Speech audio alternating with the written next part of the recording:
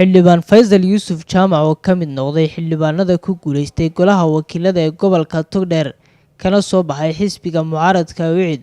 oo shir jirayd ku qabtay hotel Cafe ee magaalada Burco ayaa ka dareen celiyay guushii uu ka gaaray inuu ka mid noqdo golaha wakiilada ee gobolka Togdheer sidoo kalena waxa uu mahad celiyay taageerayaashii kala duwan ee garab istaagay waqtigii olaha doorashada. magacaygu waa xildhibaan Faysal Yuusuf Jaamac waxaan doonayaa shirkan jiraa'id maanta aanu qabtay inaan u mahadnaqo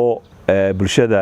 gobolka Togdheer iyo Daadmareed oo aan idhaahdo aad iyo aad baa mahadsantihiin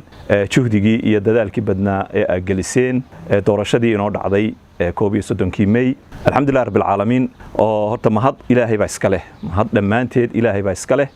mahad labaadna waxa iska leh shacbigii dadaalay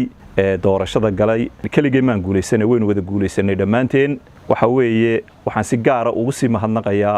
dhalinyaradii hablaha iyo ragaba lahayd ee dadaashay ee hadiya habeen soo jeeday haweenkii taagnaa kuyuuga u adkaystay bacadkii iyo kulaylkii iyagoo umulo ah iyagoo oo nuujinaya iyagoo caruurtii ka yimi aad iyo aad baan ugu mahadnaqayaa waxa kale oo aad iyo aad ugu mahad celinayaa iyaguna dadkii kale ee aanu ugu tagnay hawdka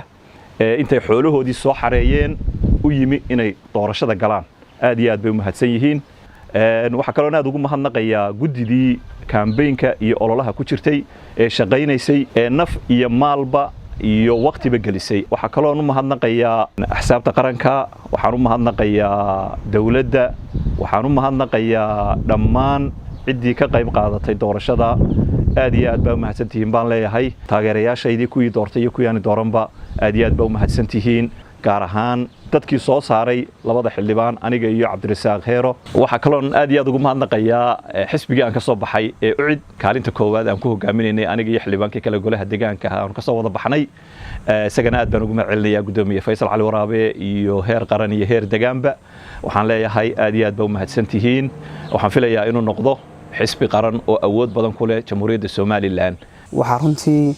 aan halkan maanta hambalyo uga dirayaa guud ahaan mudanayaasha labada gole ee doorashadii inoo qabsoontay wiigii hore ku guuleystay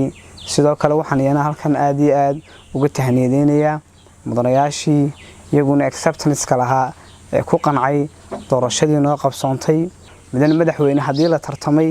oo xisaabta qaranka musharaxiintii ay keeneen ay tartameen madaxweyne baawul sheerinka dalka waxaan kula talin lahaa in mudnaanta koowaad la siiyo constituency-ka leh matalaadda siyaasiga ee dalka macnaheedu maaha inaan leenahay ciddii aan waxba la soo bixin matalaadda siyaasiga ee dalka iyo qayb ka ahaanin laakiin in matalaadda siyaasiga ay door weyn ku lahaadaan mudanayaasha soo baxay ee deegaanka iyo baarlamaanka. Maxamed Wardi warbaahinta qaranka Soomaaliland magaalada Burco ee xarunta gobolka Togdheer.